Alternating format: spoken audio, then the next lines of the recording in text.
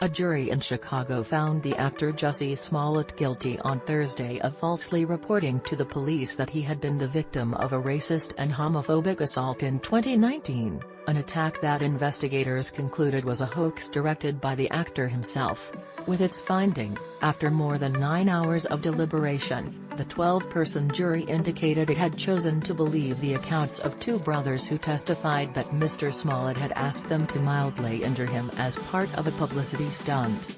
Mr. Smollett, wearing a dark gray suit and a blue shirt, sat upright in his chair, hands clasped, staring directly at the jury just after the verdict was read.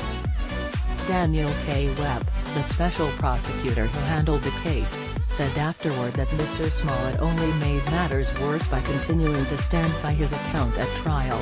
"This jury worked so hard," Mr. Webb said, "and for Mr. Smollett to come up before them and lie for hours and hours and hours, that."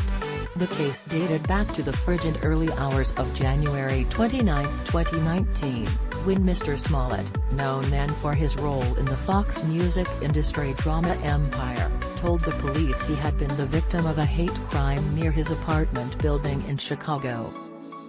Mr. Smollett said one of his attackers had even yelled, "This is MAGA country." His account captured the attention of a politically polarized nation concerned with rising hate crime reports and the persistent threat of racism.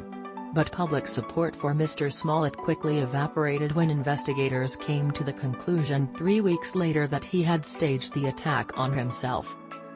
Chicago officials, upset at the amount of police work that was spent on the case, have sued Mr. Smollett to recoup some of the city's costs.